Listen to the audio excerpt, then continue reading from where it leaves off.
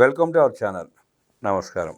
మాజీ మంత్రి పేర్ని నాని అనే సన్నాసి డిఎస్సి గురించి మాట్లాడతా ఒక ఉదాహరణ తీసుకుని కాపురానికి వచ్చిన నాడే బయట పెడతారు. అమ్మోరు భాగవతం గురించి చెప్తారు అంటున్నాడు. అమ్మోరు అంటే గ్రామ దేవతలని ప్రజలు అమ్మోరని పిలుచుకుంటారు, అమ్మవారని పిలుచుకుంటారు. ఏం మాట్లాడాలో ఎలా సంబోధించాలో తెలియని సన్నాసులందరూ మాజీ మంత్రులు అయితే ఇలాగ ఉంటుంది. డిఎస్సి గురించి, డిఎస్సి అంటే ఏంటో తెలియని సన్నాసి పేర్ని నాని. మొన్న లోకేష్ గారు స్పష్టంగా జగన్మోహన్ రెడ్డి సవాల్ విసిరేశారు. నువ్వు రావయ్యా, కూర్చుని డిబేట్ చేద్దాం, నీ అనుమానాలు నివృత్తి చేస్తాను. గతంలో మేము ఎన్నిసార్లు చేసినా, అధికారులు ఎన్నిసార్లు చేసినా మీ బుర్రలకి ఎక్కట్లేదు, మీ బుర్రలో అంతా గుజ్జు ఉంది, మీ మెదడుకి చేరలేదు, కాబట్టి నువ్వు వచ్చి కూర్చుంటే నీకు నేను మొత్తం వివరిస్తానని చెప్పాడు ఆయన. ఆ సవాలు స్పందించి వచ్చి డిబేట్లో కూర్చున్న దమ్ము ధైర్యం లేక జగన్ రెడ్డి పారిపోతే ఈ పేర్ని నాని లాంటి కొంతమంది అక్కుంబుక్కంగాళ్ళు వచ్చి డిఎస్సి గురించి మాట్లాడతారు, సవాళ్ళ గురించి మాట్లాడతారు. ఈ నాని వచ్చి లోకేష్ గారితో కూర్చుంటాడంట డిబేట్కి. నీకు ఏం తెలుసు అని కూర్చుంటావు, నువ్వేం మాట్లాడతావు, ఆకు ఒక్కకి తేడా తెలియదు నీకు నాని అని ప్రజలు అంటా ఉంటే నువ్వు సవాల్ చేస్తున్నావు. పేర్ని నాని సవాళ్ళ గురించి విశ్లేషించడానికి మనతో పడుతున్నారు తెలుగుదేశం పార్టీ సీనియర్ నేత కంచర్ల విజయభాస్కర్ గారు. వారిని మరిన్ని విశేషాలు తెలుసుకుందాం. నమస్తే సార్. నమస్కారం. పేర్ని నాని మాజీ మంత్రి, ఆకు ఒక్కంటే తేడా తెలియదు, డిఎస్సి గురించి మాట్లాడతానంటాడు, నారా లోకేష్ గారితో కూర్చొని చర్చిస్తానంటున్నాడు. ఆయన జగన్ రెడ్డి సవాల్ విసిరేశాడు. జగన్ రెడ్డి నారా లోకేష్ గారి స్థాయి కాకపోయినా మాజీ ముఖ్యమంత్రి కాబట్టి ఆయన సవాల్ విసిరేశాడు. తగుదనమ్మా, నేను ఉన్నాను, ఇంకా సమాజంలో రాజకీయంగా బతికే ఉన్నానని చెప్పుకునే పేర్ని నాని నేను వస్తాను నీ సవాల్ స్వీకరించి అంటాడు. పేర్ని నాని వ్యాఖ్యలు ఎట్లా చూస్తారు, పారిపోయిన జగన్ రెడ్డి గురించి ఎట్లా చూస్తారు? ఇప్పుడు లోకేష్ బాబు గారు, ఇది నెల రోజులకు ముందు, నెల ప్రాంతం, ఇది డిఎస్సిలో అక్రమాలు జరిగాయని చెప్పేసి స్పోర్ట్స్ కోటాని ఏదో గందరగోళం చేసి విద్యార్థుల్ని, నిరుద్యోగుల్ని, యువతను రెచ్చగొట్టే ప్రయత్నాలు ప్రారంభించారు. అయితే వాళ్ళు ఆశించిన స్పందన రాల. దాంతో వదిలేశారు ఆ టాపిక్. మళ్ళీ ఇంకో టాపిక్, ఇలా నిత్యం 4-5 రోజులకు ఒక టాపిక్ ఎతుకుతుంటారు, స్పందన చూస్తారు. అన్ని స్పందనలు ఫెయిల్ అయ్యి ఇప్పటిదాకా ఈ 2 yearsలో. జగన్మోహన్ రెడ్డి రాజకీయంగా ఫెయిల్ అయిపోయి ఛానల్ అయింది. కాకపోతే ఇంకేంటో లాగుతున్నారు. ఎందుకు లాగుతున్నారు అర్థం కాదు. అంటే ఎందుకు లాగుతున్నారంటే ధర్మేంద్ర ప్రధాన్ గారు మొన్న రాజీనామా చేశారు కదా, అందుకని ఆ ఇన్స్పిరేషన్ వీళ్ళకి ఏమని ఆయన చేత రాజీనామా చేయించారు కదా విద్యార్థులు, యువత ఢిల్లీలో జంతర్ మంతర్ దగ్గర గొడవ చేసి. కాబట్టి ఇక్కడ లోకేష్ బాబు గారిని టార్గెట్ చేస్తే ఆయన చంద్రబాబు నాయుడు గారి కుమారుడు, చంద్రబాబు నాయుడు గారికి, కూటమి ప్రభుత్వానికి కళంకం తీసుకురావచ్చు. మనం నెల రోజుల ముందు ఇంచుమించుగా చేసిన ప్రయత్నాలు విఫలమయ్యాయి. ఆ రోజు లేని స్పందన ఇప్పుడు ఈ ధర్మేంద్ర ప్రధాన్ రాజీనామా చేసిన తర్వాత ఆ ఢిల్లీ స్ఫూర్తి ఏమన్నా లభిస్తుందనేది వాళ్ళ అత్యాశ. ధర్మేంద్ర ప్రధాన్ గారు రాజీనామా చేశారంటే నీటిలో పేపర్ లీక్ అయింది, స్పష్టంగా దొరికారు అందరూ, కేసులు అయినాయి. దాని మూలంగా ఆయన రాజీనామా చేయాల్సి వచ్చింది. యువత, విద్యార్థి లోకం రోడ్డు మీదకి వచ్చి నిరసన తెలియజేస్తే ఆయన కూడా ఎందుకు చేశారు, ఆ విద్యార్థులు కొంత సంఘ వ్యతిరేక శక్తులు జ్వరపడి అల్లకలను సృష్టించి అస్థిరపరిచే ప్రయత్నం చేస్తున్నారు, ఎందుకు విద్యార్థులు దెబ్బతింటారు, పాడైపోతారు చిన్న చిన్న పిల్లల ఉద్దేశంతో ఆయన ఒక మెట్టు దిగి రాజీనామా చేశారు. రాజీనామా చేయాల్సిన అవసరంలా, నిరసన తెలియజేసే విద్యార్థుల భవిష్యత్తు కూడా నాశనం అయిపోతుంది ఈ సంఘ వ్యతిరేక శక్తుల మూలంగా అన్న ఉద్దేశంతో రాజీనామా చేశారు. తర్వాత వాళ్ళ సంగతి చూద్దామని చెప్పి ఇప్పుడు పరిశీలిస్తూ ఉంటే సుమారుగా 3,000 మంది మర్డర్లు చేసినాడు, రేపులు చేసినాడు, దొంగతనాలు చేసినాడు, రాబరీలు చేసినాడు, స్మగ్లర్స్, గంజాయి బెచ్చి, వీళ్ళంతా దొరికారు ఇప్పుడు 3,000 మంది సుమారుగా. వాళ్ళని ఉదాహరణగా తీసుకుని ఆ మద్దతు చూసి జగన్ రెడ్డి, నేను మాజీ ముఖ్యమంత్రిని కదా, నేను కూడా గంజాయి బ్యాచ్ని పోషించా కదా, మర్డర్లు చేసి వాళ్ళని పోషించా కదా, వాళ్ళందరూ రోడ్డు మీదకి వస్తారు కదా అనే ఉద్దేశంతో ఇవాళ నిరసన అంటూ పిలుపునిచ్చాడు. మీరు ఆ నిరసన కార్యక్రమం చూస్తే, ఆ విజువల్స్ చూస్తే రోజారెడ్డి, పెద్దిరెడ్డి పాలేరు, చెవిరెడ్డి భాస్కర్ రెడ్డి డ్రైవరు, వీళ్ళు తప్ప యువత లేరు అక్కడ. అసలైన యువత ఎక్కడ ఉన్నారో, అసలైన నిరుద్యోగులు ఉన్నారా, అసలైన విద్యార్థులు ఉన్నారా? 40 సంవత్సరాల లోపు ఉన్నాడు ఎవడు లేడు అక్కడ. లేరు.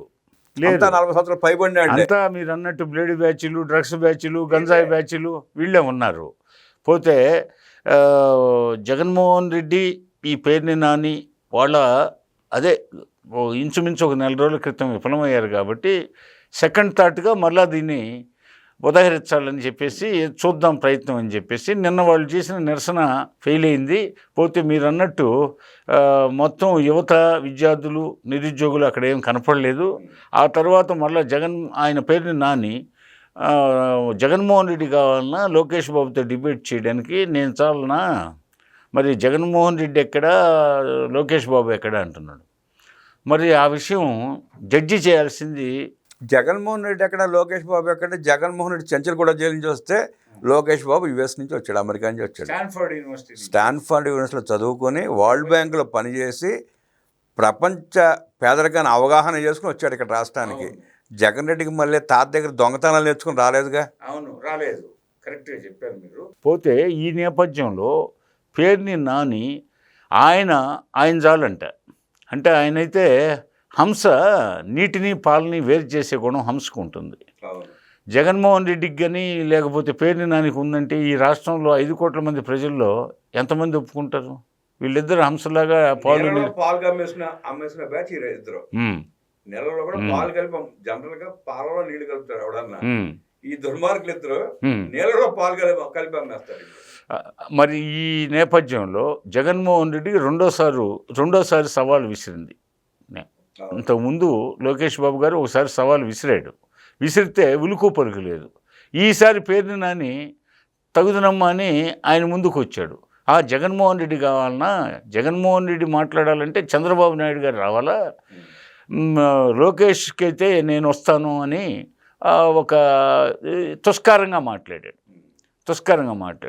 ఆయనతో పేరునానితో మాట్లాడడానికి తెలుగుదేశంలో మచిలీపట్నంలో మన కార్యకర్తలతో ఆయన డిబేట్ చేయమని చెప్పండి. లోకేష్ బాబు గారు అవసరం, ఆ స్థాయి వ్యక్తి అవసరం. ఆ ప్రపంచ బ్యాంకులో ఆర్థిక శాస్త్రాన్ని నవ్వుపోసన పెట్టినవాడు. పోతే ఆంధ్రప్రదేశ్ ప్రజల్ని ఆర్థికంగా ఏ విధంగా అప్లిఫ్ట్ చేయాలని చెప్పేసి నిరంతర చింతనతో అత్యంత చిన్న వయసులో ఆయన రాజకీయాల్లోకి వచ్చేసి అంతలా ప్రపంచ బ్యాంకు ఉద్యోగాన్ని వదులుకొని పోతే అదేవిధంగా స్టాన్ఫర్డ్ యూనివర్సిటీలో చదివి పోతే కాకలదీని యోధుడిగా వచ్చేసి పోతే రాష్ట్రంలో యువగళం పాదయాత్ర ద్వారా రాష్ట్రంలో నలుచెరగల ప్రజల్ని ఆకట్టుకొని పోతే జేజేలు అందుకొని వచ్చేసి ప్రూవ్ చేసుకొని రాష్ట్రంలో 2వ అత్యధిక భారీ మెజార్టీతో గెలిచి ఆయన కావాలన్నా ఈ పేరుని నాని క్యారెక్టర్ ఏంది, ఈ పేరుని నాని ప్రస్థానం ఏంది, ఈ పేరుని నాని మంత్రిగా ఉన్నప్పుడు చేసిన ఆగడాలు ఏంది, అవినీతి ఏంది, పోతే ఒక వివాదాస్పదమైన వ్యక్తి, ఒక నిరక్షర కుర్చీ పోతే ఈ విధంగా సవాళ్ళు విసురుతుంటే రాష్ట్రం అంతా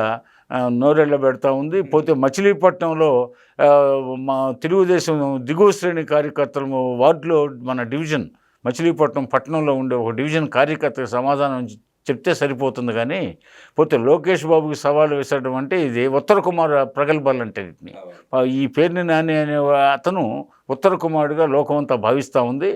ఇదే కాకుండా జగన్మోహన్ రెడ్డి దమ్ముంటే జగన్మోహన్ రెడ్డి మాజీ ముఖ్యమంత్రి అనే పేరే కానీ జగన్మోహన్ రెడ్డి లోకేష్ బాబు ఒకే డిబేట్లో ఉంటే ఈ రాష్ట్ర ప్రజలు ఎవరిని కీర్తిస్తారో, ఎవరికి పట్టం కట్టాలో శాశ్వతంగా ఎవరిని కీర్తిస్తారో అర్నబ్ గోస్వామి డిబేట్లో మనం స్పష్టంగా అవగతమైంది. ఇటీవల నేషనల్ డిబేట్స్లో అర్నబ్ గోస్వామి లోకేష్ గారిని ఆకాశానికి ఎత్తి ఇంతవరకు అర్నబ్ గోస్వామి అనే అతను ఎవరిని ప్రశంసించలే.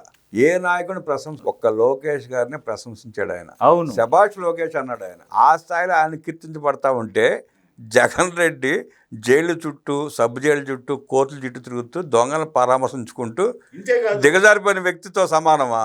ఇంతేకాదు, సాక్షాత్తు దేశ ప్రధాని ఒక ముఖ్యమంత్రి కాదు లోకేష్ బాబు గారు, అందరిలాగా మంత్రిగా ఉన్నారు. మరి కుటుంబ సభ్యులతో, మీ బాబుతో, మీ శ్రీమతితో కలిసి నా దగ్గరికి రావాలా, మా ఇంట్లో భోంచేయాలని చెప్పేసి ప్రత్యేకంగా ఈ భారతదేశంలో ఎవరిని ఇన్వైట్ చేయలే. లోకేష్ గారి సేవలు కేంద్రానికి కావాలని చెప్పి పదే చెప్తున్నాడు నరేంద్ర మోదీ గారు. ఆ స్థాయి అయింది. బెయిల్ కోసం జైలు చుట్టూ తిరిగే జగన్ రెడ్డికి ఆయనతో పోల్చడం ఎంత అవివేకమో పేరుని నాని మాటలు తెలిసిపోతుంది. పేరుని నాని ఎంత అవివేకుడో తెలిసిపోతుంది. అవును, చిన్నప్పటి నుంచి బాల్యం నుంచి భారతీయ విద్యాభవనం దగ్గర నుంచి క్రమశిక్షణతో చదువుకొని తల్లిదండ్రుల పెంపకంలో స్వీయ క్రమశిక్షణ అలవర్చుకొని గురువుల పట్ల, పెద్దల పట్ల గౌరవ ప్రపత్తులతో ఈ రోజుకి పెద్దలు ఎంతోమందికి పాదాభివందనం చేస్తాడు. ఈ రోజుకి పెద్దల దగ్గర చేతులు కట్టుకుంటాడు. పోతే ఈ రోజుకి చిన్న వయసులో పోతే యువకుడుగా ఉండి కుటుంబ సంక్షేమం కంటే రాష్ట్ర ప్రజల ప్రగతి ముఖ్యం అనుకుని నిరంతరం ఆర్నిస్టులు శ్రమిస్తూ విదేశీ పెట్టుబడులు తీసుకొచ్చి పోతే ఆ విధంగా ఫ్యాక్టరీలు పెట్టించి సాఫ్ట్వేర్ కంపెనీలు పెట్టించి అదేవిధంగా విమానాశ్రయాలను డెవలప్ చేసి అదేవిధంగా జలమార్గాల్ని జలాశయాల్ని డెవలప్ చేసి రాష్ట్రాన్ని ప్రగతి పదంలో నడిపించాలని ఆర్నిస్టులు తపన పడుతున్న లోకేష్ బాబు ఎక్కడ పేరుని నాని ఏదో జగన్ దగ్గర బానిసత్వం చేస్తూ జగన్కు ఊడిగం చేస్తూ జగన్ మెప్పు కోసం నిరంతరం ప్రయత్నిస్తూ నిరంతరం అంతర్మదనంతో ఆ మచిలీపట్నం సముద్రం వాళ్ళ కెరటాలలాగా అంతర్మదనంతో నిరంతరం చింతించే పేరుని నానికి లోకేష్ బాబుకి నక్కకి నాగలోకానికి ఉన్నంత తేడా ఉందని మనం అనుకోవాలి. 2 సంవత్సరాల్లో 20 లక్షల కోట్ల రూపాయలు పెట్టుబడులు తీసుకొచ్చి 20 లక్షల ఉద్యోగాల కల్పన దిశగా ఆయన అడుగులు వేస్తూ ఉంటే 5 సంవత్సరాల్లో 20 లక్షల కోట్ల రూపాయలు దోచుకున్న జగన్ రెడ్డితో పోల్చడం పేరుని నాని లాంటి అవివేకికి అసమర్థుడికి తగదని, అలాంటి వారిని ప్రజలు తిరగబడి తరిమి కొట్టే పరిస్థితి వస్తుందంటూ విశ్లేషించిన విజయభాస్కర్ గారు ధన్యవాదాలు తెలియజేస్తూ నమస్కారం.